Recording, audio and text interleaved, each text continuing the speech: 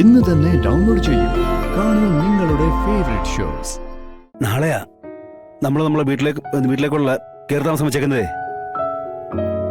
പൂജാവിധി പ്രകാരമേ നിലവിളക്കുമായി കയറേണ്ടത് ശാലിനിയാ.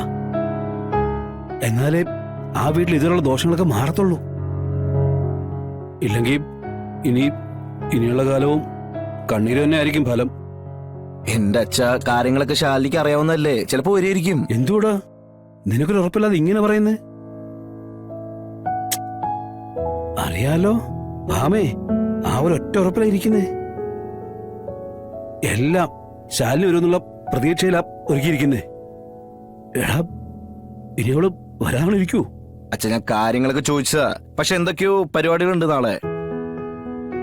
എന്തോ മന്ത്രിമാര് പങ്കെടുക്കുന്ന എന്തോ ഒഴിവാക്കാൻ പറ്റാത്ത പരിപാടിയാന്ന് അറിഞ്ഞേ. അപ്പൊ പ്രതീക്ഷയ്ക്ക് ഭാഗയില്ലല്ലേ? ഞാനും മോൾ എന്തായാലും വരും, അതുപോലെ. എടാ അതോട് കാര്യമൊന്നും ഇല്ല.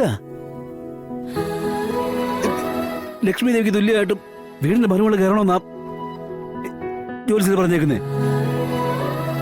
അതിനുവേണ്ടി ആ ഗണപതി ഹോമവും സർവേശ്വര പൂജയും നമ്മൾ നടത്തുന്നേ. എടാ ശാലിനി വന്നില്ലെങ്കിൽ ഇതെല്ലാം വെറുതെ ആവുന്നേ. ഒരു കാര്യം ഞാൻ പറയാം, ഇപ്പൊ എല്ലാം മറന്നേ മനസ്സമാനത്തോടെ ഒന്നിക്കാൻ മനസ്സ് കാണിക്കുന്ന ഭാമേ ഈ ഒരൊറ്റ കാരണം കൊണ്ട് പഴയ സത്യഭാമയാവാനും സാധ്യതയുണ്ടേ. ഇത് നടന്നാൽ എല്ലാവർക്കും സന്തോഷമാവുമെന്നും എല്ലാരും കൂടി നമ്മുടെ വീട്ടിൽ പഴയ പോലെ ഒന്നിക്കുമെന്നേ എടാ അച്ഛൻ മനസ്സുകൊണ്ടൊന്ന് ആഗ്രഹിക്കുന്നതാ. അതെല്ലാം വേറോടെ പെഴുതരേണ്ടി വരുന്ന ഓർക്കുമ്പോ മനസ്സിന് വല്ലാത്തൊരു വിങ്ങല കേട്ടോ. എന്തൊരു കഷ്ടമാണേ. എന്റെ അച്ഛ ശാലിനി ഇതുവരെ വരില്ല എന്ന് പറഞ്ഞിട്ടില്ലല്ലോ. ഇങ്ങനെ ഒരു ചടങ്ങ് വന്നു പോയിട്ടുള്ള ബുദ്ധിമുട്ടേ ഉള്ളൂ. അതിപ്പോ എന്തെങ്കിലും കാരണങ്ങളൊക്കെ പറഞ്ഞ് ഒഴിവാനുള്ള സാധ്യതയൊക്കെ ഉണ്ട്. അങ്ങനെയാണെങ്കിൽ ശാലിനി നമ്മുടെ ചടങ്ങിൽ പങ്കെടുക്കുമല്ലോ. എന്തായാലും ഭഗവാനോട് പ്രാർത്ഥിക്കാം നല്ല രീതിയിൽ കാര്യങ്ങളൊക്കെ നടത്തി തരണേന്ന്. അല്ലാതെ നമുക്കിപ്പോ ഒന്നും ചെയ്യാൻ പറ്റത്തില്ലല്ലോ.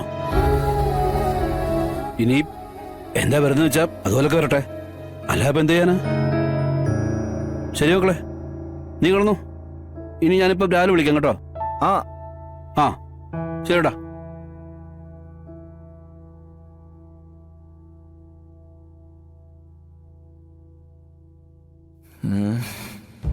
എന്തായാലും അച്ഛൻ വിളിച്ച കാര്യം ഷാലിനിയോടൊന്ന് സൂചിപ്പിച്ചേക്കാം. എല്ലാരും നല്ല പ്രതീക്ഷയിലാണെന്നും പറയാം.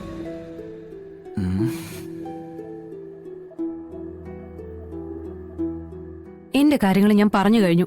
ഇത് കൂടുതൽ എനിക്കൊന്നും പറയാനില്ല. അമ്മയ്ക്ക് വേറെ എന്തെങ്കിലും പറയാനുണ്ടോ? എനിക്ക് നിന്നോട് വേറെന്താ സംസാരിക്കാനുള്ളത്? മോളെ കണ്ടോണ്ട് മാത്രം അവിടെ അങ്ങനെ ഒരു ചടങ്ങ് തന്നെ സത്യം അമ്മ സംഘടിപ്പിച്ചിരിക്കുന്നത്.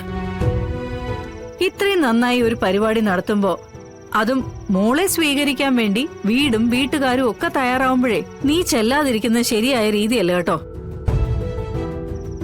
എന്നേക്കാൾ വിവരവും വിദ്യാഭ്യാസവും നിനക്കില്ലേ? അതുകൊണ്ട് ഇങ്ങനെയുള്ള കാര്യങ്ങൾ ഞാൻ പറഞ്ഞ് മനസ്സിലാക്കേണ്ട കാര്യമല്ലല്ലോ. അമ്മേ, മന്ത്രിമാരൊക്കെ പങ്കെടുക്കുന്ന ഒരു വലിയ ചടങ്ങില് എനിക്ക് പങ്കെടുക്കേണ്ടതായിട്ടുണ്ട്. അതില് ഒരുപാട് പേരുടെ ചോദ്യങ്ങൾക്ക് ഞാൻ പല കാര്യങ്ങളിലും മറുപടി കൊടുക്കേണ്ടതുമാണ്.